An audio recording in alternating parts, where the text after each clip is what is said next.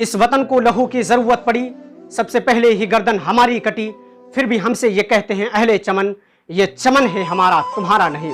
मेरे दोस्तों, मैं रिफात अली खान आज मैं बात कर रहा हूं जिस अहम शख्सियत के बारे में दुनिया जिसे मुजाहिद आजम शेर महसूद टीपू सुल्तान अलैहिर्रहमा के नाम से जानती और पहचानती है।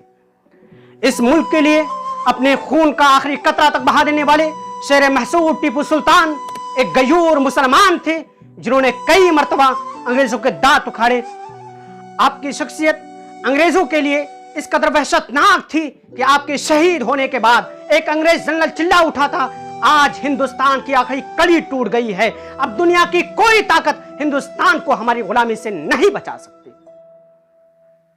दौरान जंग टीपू सुल्तान के वजीर राजा खान ने कहा था कि सुल्तान अभी वक्त है, अपने आप को सरेंडर कर दो, अपने आप को अंग्रेजों के हवाले कर दो, आपके मनसब को देखते हुए आपकी जान को बख्श दिया जाएगा। तो सुल्तान ने गिरफ्तार आवाज में कहा था कि शेर की एक दिन की जिंदगी गीदड़ की 100 साल जिंदगी से बेहतर है। टीपू सुल्तान ने अपने आखिरी वक्त में फरमाया था कि मैं खुश हूं कि फिरंगी फौज को मारते मारते जान दे रहा हूं, और काश कोई मेरे बाद इन फिरंगियों को हिंदुस्तान से निकाल भगाए, और उस वक्त तक मेरी रूह को चैन नहीं आएगा जब तक कि हिंदुस्तान की सरजमीन से फिरंगों को निकाल न दिया जाए। इसके बावजूद आज टीपू सुल्तान की जयंती पे पाबंदी लगाई जाती है, मगर अफसोस इस बात का है कि जिसने इस मुल्क के लिए कुर्बानी दी आज उसकी जयंती पे पाबंदी लगाई जाती है। लेकिन जिसने अंग्रेजों से माफी मांगी, 6 माफी नामे लिखे, आज उसे भारत रत्न देने की बात की जा रही है। टीपू सुल्तान से नफरत करने की एक वजह यह भी है कि टीपू सुल्तान की शहादत से पहले आलम इस्लाम के मुख्तलिफ मुस्लिम ममालिक के पास दुनिया का जुमला रकबा 17 तनासुब के साथ कुल 1,57,00,000 मुरब्बा मील था। हालांकि उस वक्त भी अंग्रेजी साम्राज्य मुस्लिम ममालिक पर कब्जा करने की कोशिशें जारी थी, लेकिन उस वक्त इस्लामी दुनिया का सबसे बड़ा मुल्क हिंदुस्तान था।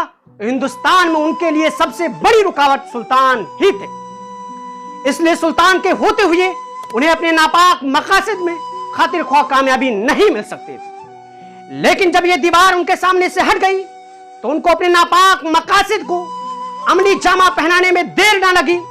टीपू सुल्तान की शहादत के सिर्फ निस्फ सदी के अंदर पहले तो पूरे बड़े सगीर पर उनका कब्जा हो गया, उसके बाद आलम इस्लाम के मुख्तलिफ 16 ममालिक जिनमें एशिया के 10 और अफ्रीका के 6 ममालिक उन पर कब्जा हो गए।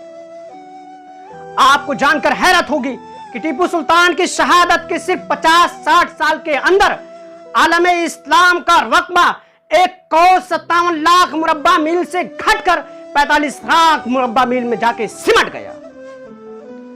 दूसरे लफ्जों में यह कह सकते हैं कि एक सुल्तान की शहादत की वजह से आलम इस्लाम को 1,12,00,000 मुरब्बा मील का नुकसान हुआ है। दूसरे अल्फाज में पूरी 1300 साला इस्लामी तारीख का सबसे बड़ा सियासी जवाल था।